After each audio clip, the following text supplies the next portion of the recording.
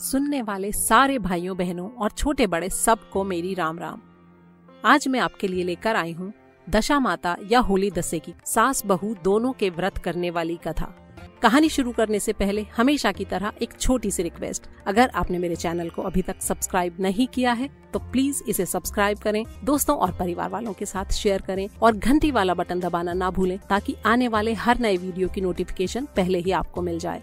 और हाँ, एक बात और, अगर आप किसी भी तरह के जाप या पाठ की कोई भी किताब खरीदना चाहते हैं और ये आपके एरिया में आपको नहीं मिल रही है तो इसे आप मेरे Amazon स्टोर से खरीद सकते हैं। उसका लिंक मैंने नीचे डिस्क्रिप्शन में दिया है, जहां पर आपको हर तरह की जाप और पाठ की किताबें मिलेंगी। अगर आपकी पसंद की किताब स्टोर में उपलब्ध नहीं है तो प्लीज कमेंट्स में मुझे बताएं और मैं उस किताब को ढूंढकर स्टोर में आपके लिए डाल दूंगी।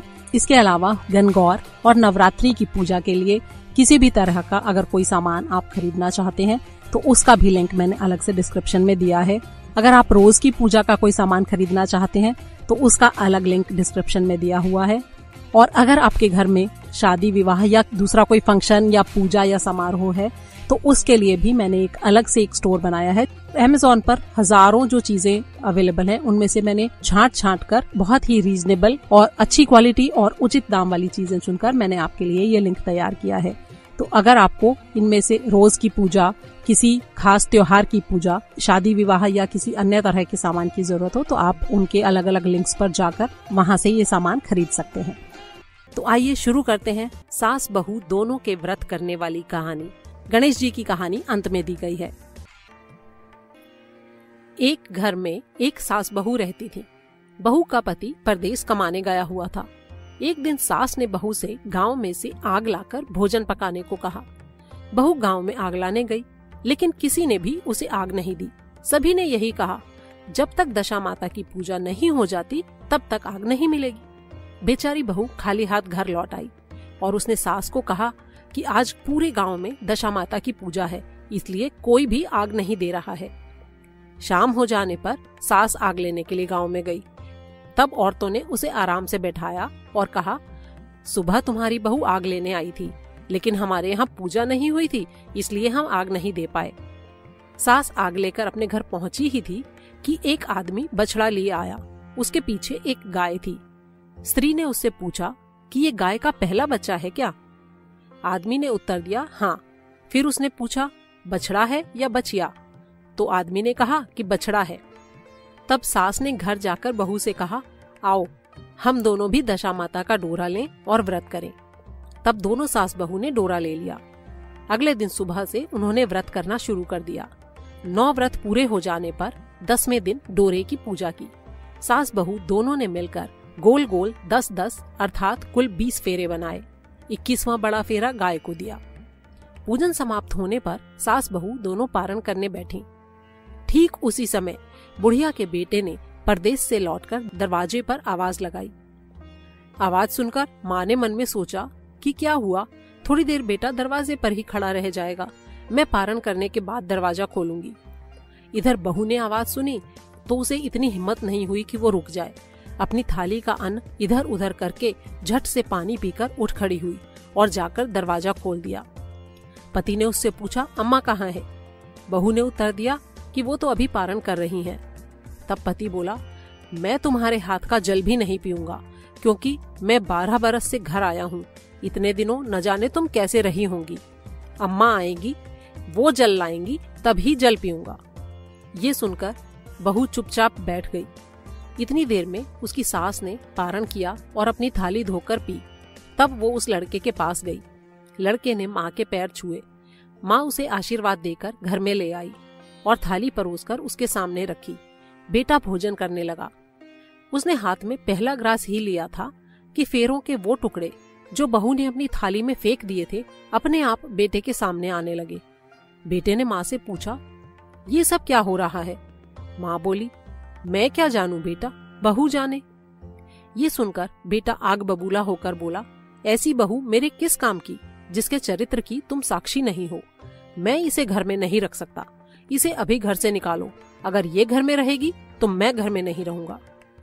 माँ ने बेटे को व्रत के पारण का सब हाल बताकर बहुत तरह से समझाया, लेकिन वो मानने को तैयार नहीं हुआ। वो बार बार यही कहता रहा कि पहले इसे घर से बाहर करो तो मैं रहूंगा। माँ ने सोचा कि बहू को थोड़ी देर के लिए बाहर कर देती हूँ, जब लड़के का गुस्सा उतर जाएगा तब बहू को बुला लूंगी। बुढ़िया ने बहू से कहा, देहरी के बाहर जाकर पेड़ के नीचे थोड़ी देर के लिए खड़ी हो जा। जब बहू पेड़ के नीचे खड़ी हुई तो पेड़ बोला, मुझसे दूर हटकर खड़ी हो, मैं दशा माता के विरोधी को छाया नहीं दे सकता। तब वो वहां से चलकर घड़ौची के पास गई। घड़ौची बोली, मुझसे दूर हटकर खड़ी हो, मुझ पे इतना भार घड़ों का नहीं है जितना तेरा है। वो वहां से हटकर घूरे के ढेर पर खड़ी हो गई। घूरे का ढेर बोला, मुझ पर इतना भार कूड़े का नहीं है जितना तेरा है, चल यहाँ से हटकर कहीं और जा। इस प्रकार उसे कहीं भी खड़ा होने नहीं दिया गया। वो अपने मन में बहुत दुखी हुई और जंगल में चली गई। जंगल में भूखी प्यासी घूमते घूमते एक सूखे कुएं में गिर पड़ी। वो उसमें गिरी तो जरूर, लेकिन उसे चोट नहीं आई। वो वहां नीचे बैठ गई। अचानक राजा नल वहां शिकार खेलते खेलते पहुंच गए। उनके साथी उनसे बिछुड़ गए थे। वो प्यासे थे और पानी पीने के लिए उसी कुएं पर आए जिसमें वो औरत बैठी थी। राजा नल के भाई ने कुएं में पानी के लिए लोटा डाला तो उस औरत ने लोटे को पकड़ लिया। भाई ने नल से कहा कि कुएं में किसी ने लोटा पकड़ लिया है। तब राजा नल ने कुएं पर आकर कहा कि यदि तुम पुरुष हो तो मेरे धर्म के भाई हो, और यदि स्त्री हो तो मेरी धर्म की बहन हो।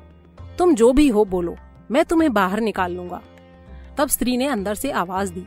राजा ने उसे बाहर निकाल लिया और हाथी पर बैठाकर राजधानी ले आया। महाराज को शिकार से लौटकर महलों की ओर आते देख सब लोगों ने महारानी को महाराजा जी के आने की सूचना दी। सेवकों ने एक स्त्री को हाथी पर बैठा देखकर रानी को बताया कि महाराज एक नई रानी भी साथ ला रहे हैं। ये जानकर रानी बड़ी दुखी हो गई। इतने में महाराज वहां आ पहुँचे।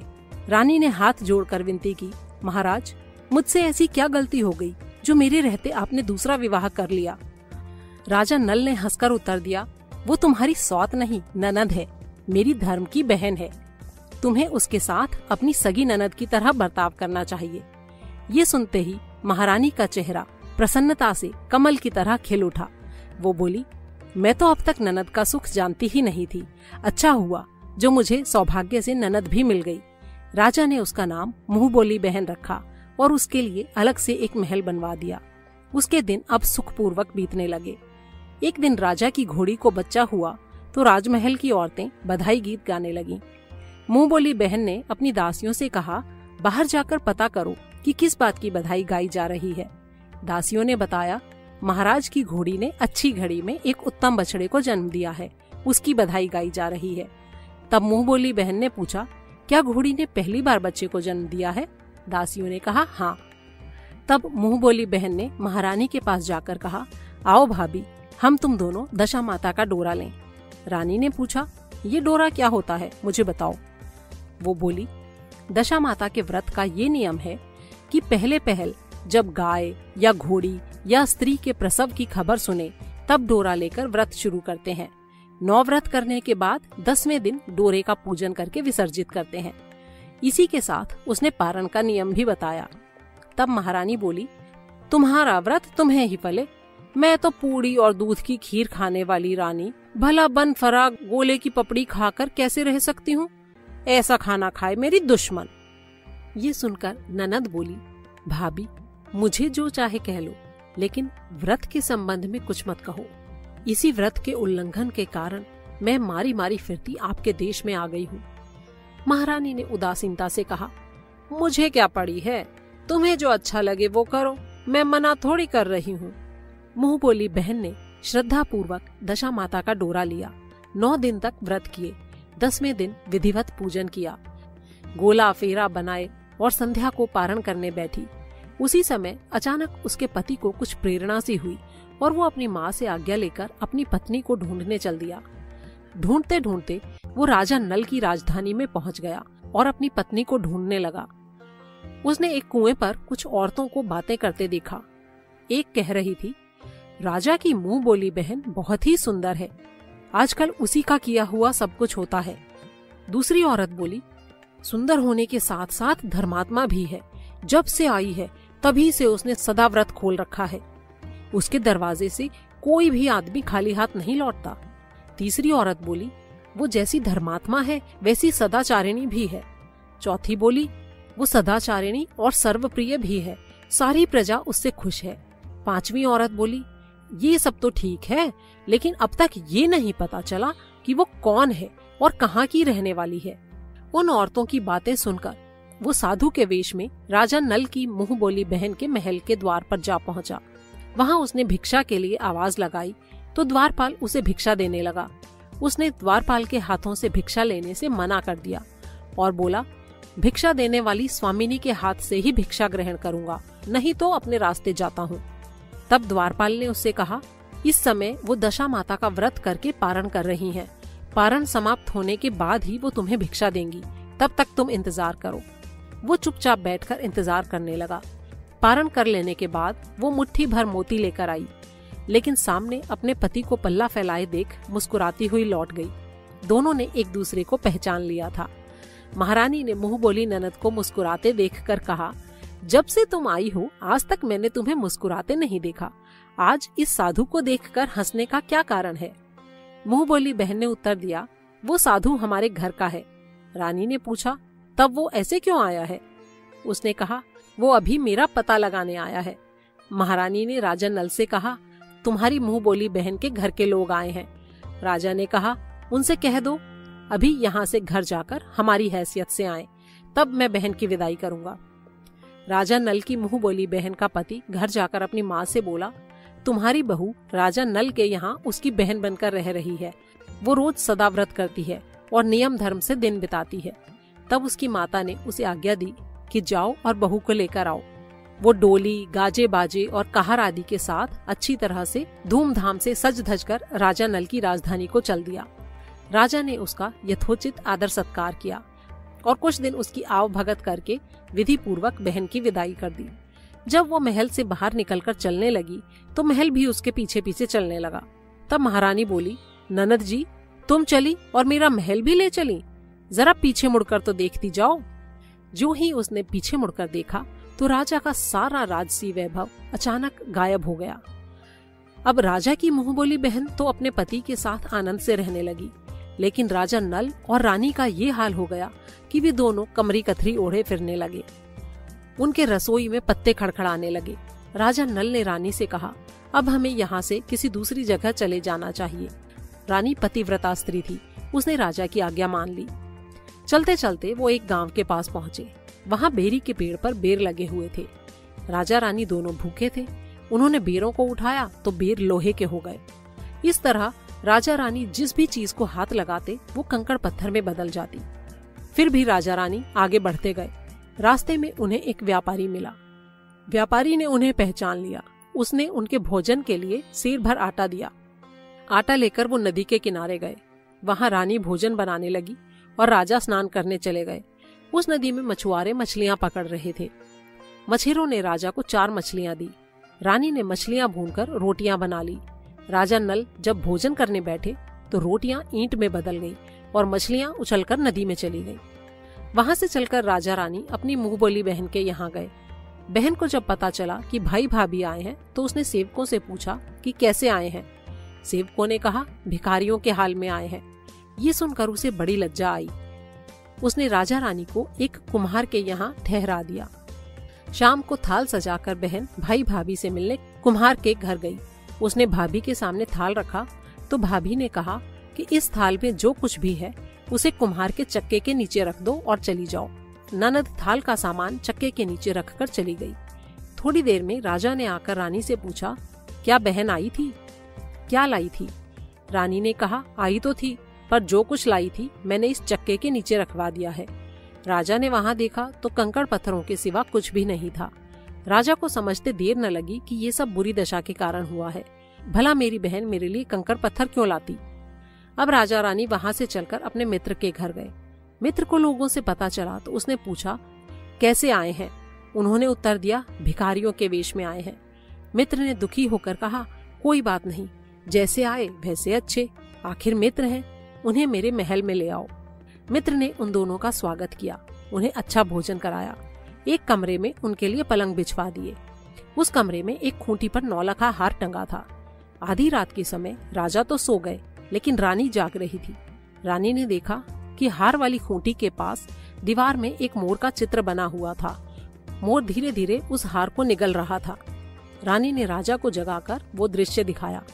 राजा ने सोचा, यहाँ से चुपचाप भाग चलना चाहिए, नहीं तो चोरी का कलंक हमारे सिर लग जाएगा। तब मित्र को क्या मुख दिखाएंगे। बेचारे राजा रानी रात में ही उठकर जंगल की तरफ चले गए। चलते चलते दोनों एक दूसरे राजा की राजधानी में पहुंच गए। वहां अतिथियों और भिखारियों को सदाव्रत दिया जाता था। वो दोनों भी सदाव्रत में खाने के लिए गए, लेकिन उस समय सदाव्रत बंद हो चुका था। वहां के अधिकारियों ने कहा, ये लोग न जाने कहाँ के अभागे आए हैं कि इन्हें देने के लिए कुछ भी नहीं बचा, फिर भी इन्हें एक एक मुट्ठी चने दे दो। उन्होंने इस प्रकार से अनादर और कड़वी बातों सहित दान लेना अस्वीकार कर दिया। वे दान देने वाले अधिकारी की निंदा करते हुए बोले, ऐसी कंजूसी है तो सदाव्रत देने का नाम ही क्यों करते हो। दान अधिकारी बोला, ये तो बड़ा घमंडी भिक्षुक लगता है, भीख भी मांगता है और गाली भी देता है, इसे हवालात में डाल दो। इस प्रकार दोनों को एक कोठरी में बंद कर दिया गया। एक एक मुट्ठी चने दोनों को रोज खाने के लिए मिलने लगे। जिस कोठरी में राजा रानी को बंद किया गया था, उसी के पास एक आम रास्ता भी था। एक जमादारनी राजा की घुड़साल साफ करके उसी रास्ते से निकला करती थी। एक दिन वो बहुत देर से निकली। रानी उससे पूछने लगी, आज तुम्हें इतनी देर कैसे हो गई। वो बोली, आज राजा की घोड़ी के बछड़ा हुआ था, उसकी टहल में देर हो गई। रानी ने पूछा, घोड़ी का पहला प्रसव है क्या। जमादारनी ने बताया, हाँ पहला प्रसव है। रानी ने फिर पूछा, बछेड़ा हुआ है या बछेड़ी। जमादारनी ने बताया कि बहुत अच्छा बछेड़ा हुआ है। ये सुनकर रानी ने राजा से कहा, एक बार मैंने तुम्हारी मुंह बोली बहन के डोरे का अपमान किया था, उसी दिन से हमारी दशा बदल गई। मैं आज दशा माता का डोरा लेना चाहती हूँ। राजा ने कहा, लेकिन ये पूजा की सामग्री कहाँ से आएगी और उसके नियम धर्म का पालन कैसे होगा। रानी ने कहा, दशा माता खुद सब कुछ करेंगी, मैं तो उन्हीं का नाम लेकर डोरा ले लेती हूँ, फिर जो होगा देखा जाएगा। रानी ने 9 तार राजा की पगड़ी से और 1 तार अपने आंचल का लेकर अपना डोरा तैयार किया और उसी समय से व्रत करने लगी। थोड़ी देर में ही वहाँ का राजा अपनी घोड़ी को देखने के लिए उसी रास्ते से निकला। राजा ने नल दंपत्ति को कोठरी में बंद देखकर पूछा कि ये लोग कौन हैं और इनका क्या अपराध है। पहरेदारों ने कहा, ये लोग भिक्षा लेने आए थे और आपको आशीर्वाद देने के बदले गालियां देने लगे, इसीलिए दान अध्यक्ष ने इन्हें कैद में डाल दिया है। राजा ने कहा, ये तो कोई अपराध नहीं है, इनको अपनी मनपसंद भिक्षा नहीं मिली होगी, इसलिए ये गालियां देने लगे होंगे। इनको संतुष्ट करना चाहिए था, ना कि कैद में डाल देना चाहिए था। इनको अभी रिहा करो। राजा की आज्ञा से उसी समय दोनों को कोठरी से बाहर निकाला गया। राजा उनके पांव में पद्म और माथे पर चंद्रमा देखकर पहचान गया कि ये तो राजा नल और रानी दमयंती हैं। उसने दोनों से हाथ जोड़कर क्षमा मांगी और हाथी पर बैठाकर अपने महल में ले गया। कुछ दिन तक राजा के यहाँ रहकर उन दोनों ने पूरे राजसी ठाठ के साथ अपनी राजधानी की ओर प्रस्थान किया। रास्ते में वो पहले अपने मित्र के यहाँ गए। मित्र ने राजा नल के आने की खबर सुनी तो लोगों से पूछा, मित्र कैसे आ रहा है। लोगों ने कहा, राजसी ठाट बाट के साथ हाथी घोड़े, डंका, निशान, पालकी और फौज को लेकर आए हैं। मित्र ने कहा, अच्छी बात है, आने दो। मेरे लिए तो जैसे तब थे वैसे ही अब हैं। आखिर हैं तो मित्र ही। राजा रानी मित्र के महल में गए। मित्र ने उनको आदर सत्कार के साथ उसी जगह ठहराया जहाँ पहले ठहराया था। आधी रात के समय जब राजा सो रहे थे और रानी पैर दबा रही थी, तब रानी ने देखा कि मोर का चित्र जो पहले हार को निगल गया था, अब उसे वापस उगल रहा है। रानी ने राजा को जगाकर ये दृश्य दिखाया। राजा नल ने अपने मित्र को बुलाकर उसे ये दिखाया। मित्र बोला, मैंने तो तुम्हें तब भी चोर नहीं समझा था और ना ही अब समझता हूँ। ये तुम्हारी बुरी दशा का फल है। तुम निश्चिंत रहो, मेरे मन में कोई मैल नहीं है। मित्र के यहाँ से चलकर राजा रानी अपनी बहन के यहाँ गए। जब उसने सुना राजा आ रहे हैं तो उसने लोगों से पूछा, किस वेश में आ रहे हैं। लोगों ने कहा, जैसे एक राजा को आना चाहिए वैसे आ रहे हैं। उसने कहा, उन्हें मेरे महल में ले आओ। जब राजा नल का हाथी बहन के महल की ओर बढ़ा तो रानी ने कहा, आप अपनी बहन के घर जाइए, मैं तो उसी कुम्हार के घर रहूंगी जहाँ पहले ठहरी थी। राजा ने कहा, जिस कारण इतने दुख उठाए तुम फिर उससे झगड़ा मोल लेना चाहती हो, ये तुम अच्छा नहीं कर रही हो। लेकिन रानी नहीं मानी, वो कुम्हार के घर ही ठहर गई। राजा बहन के घर चले गए। शाम को राजा की बहन भाभी के लिए थाल सजाकर कुम्हार के यहाँ आई। उसने भाभी के सामने थाल रख दिया। भाभी सोने चांदी के गहने उतार उतार कर रखने लगी और बोली, खाओ रे मेरे सोने चांदी के गहनों, खाओ, हम भूखे नंगे क्या खाएंगे। ये उलाहना सुनकर ननद बोली, ये उलाहना किसे देती हो? मुझसे उस समय जो कुछ हो सका वो मैं लेकर आई थी, वही अब भी लाई हूँ। विश्वास न हो तो चक्के के नीचे अब भी देख लो। जब उसने चक्के के नीचे देखा तो सचमुच वहाँ पर माणिक मोतियों का ढेर लगा था। रानी ये देखकर सन्न रह गई। फिर बोली, ननद जी, तुम्हारा कोई दोष नहीं है, ये तो हमारी बुरी दशा का परिणाम था। रानी ने ननद का लाया सब सामान और उसमें अपनी तरफ से कुछ और जवाहरात मिलाकर ननद को वापस कर दिया, लेकिन ननद को पूजा का न्योता देना भूल गई। वहाँ से चलकर राजा सूरा गाय के पास आए। गाय ने सेना सहित राजा को भरपेट दूध पिलाया। वहाँ से आगे चलकर वो नदी के तट पर पहुँचे और वहाँ पड़ाव डाला। भोजन बनवाया गया। जब राजा भोजन करने बैठे तो उसी समय नदी में उछलकर गिरी हुई भुनी भुनाई मछलियाँ अपने आप थाली में गिर पड़ी। रोटियां जो ईंट बन गई थी वो फिर से रोटियां बन गई। राजा ने कहा, ये सब क्या हो रहा है, कुछ समझ में नहीं आता। रानी ने बताया कि ये रोटियां और मछलियां वो ही हैं जो उस दिन हमें नसीब नहीं हुई थी। मैं यदि आपसे उस समय कहती कि तली हुई मछलियां जल में उछल गईं और रोटियां ईंट बन गईं, तो आप कभी इसे सच नहीं मानते। इसी कारण मुझे बहाना बनाना पड़ा था। अब राजा रानी अपनी राजधानी की ओर आगे बढ़े। जब राजा की फौज अपनी राजधानी के पास पहुंची तो वहां के लोगों ने समझा कि दूसरे राजा ने राजधानी पर आक्रमण कर दिया है। वो घबरा गए और नजराना लेकर राजा से मिलने गांव के बाहर आए। लेकिन ये क्या, ये तो उनके ही राजा थे। लोगों की खुशी का ठिकाना नहीं रहा। वो पूरी श्रद्धा भक्ति के साथ महाराज के आगे चलकर उन्हें उनके महल तक ले गए। राजा रानी ने महल में प्रवेश किया। रानी ने तुरंत दशा माता की पूजा का प्रबंध किया। उसने उस पूजा में नगर की सब सौभाग्यवती स्त्रियों को बुलाया। भगवती के भोग के लिए कई तरह के पकवान बनाए गए। आटे की 10 बतियां, 10 शक्कर की गुजिया और 10-10 अठवाइयां सुहागिनों के आंचल में डाली।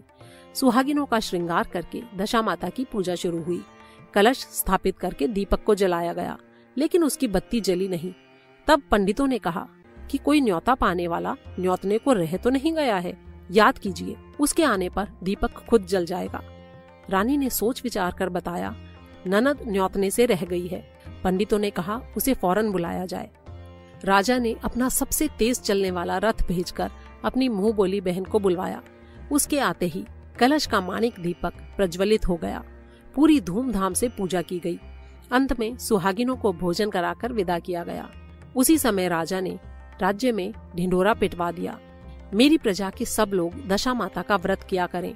भगवती माता ने जिस प्रकार राजा नल के दिन फेरे, उसी प्रकार सबके दिन फेरे। जय दशा माता। गणेश जी की कहानी। एक बार विनायक जी महाराज एक चुटकी में चावल और एक चम्मच में दूध लेकर घूम रहे थे और कह रहे थे, कोई मेरी खीर बना दो। तब किसी ने उनकी बात पर ध्यान नहीं दिया। एक बुढ़िया माई बोली, ला मैं खीर बना दूं। वो एक कटोरी लेकर आई। तब विनायक जी बोले, अरे बुढ़िया माई, कटोरी क्या लाई है, बड़ा सा भिगोना लाकर चढ़ा दे। तब बुढ़िया माई बोली, इतने बड़े भिगोने का क्या करेगा, कटोरा बहुत है। तब विनायक जी ने कहा, तू चढ़ाकर देख तो सही। बुढ़िया माई ने भिगोना चढ़ा दिया और चढ़ाते ही वो दूध से भर गया। तब विनायक जी बोले, मैं जरा बाहर जाकर आता हूँ, तू खीर बनाकर रखियो। खीर बनकर तैयार हो गई और विनायक जी आए नहीं। तो बुढ़िया माई का मन ललचा गया और वो किवाड़ के पीछे बैठकर खीर खाने लगी और बोली, लो विनायक जी महाराज भोग लगाओ। और इतना कहकर खीर खाने लगी। तभी विनायक जी आए और बोले, बुढ़िया माई खीर बन गई क्या? तो बुढ़िया बोली, हाँ बन गई, आज जीम ले। तब विनायक जी बोले, मैं तो जीम लिया, जब तू खाने बैठी और तूने भोग लगाया, मैं तो तभी जीम लिया था। तब बुढ़िया माई बोली, हे महाराज, तुमने मेरा तो पर्दाफाश कर दिया, लेकिन किसी और का पर्दाफाश मत करना। तब विनायक जी ने उसके घर में अन्न धन का अटूट भंडार कर दिया। हे विनायक जी महाराज, जैसा उस बुढ़िया को दिया वैसा सबको देना। कहते सुनते हुकारा भरते अपने सारे परिवार को देना, हमें भी देना।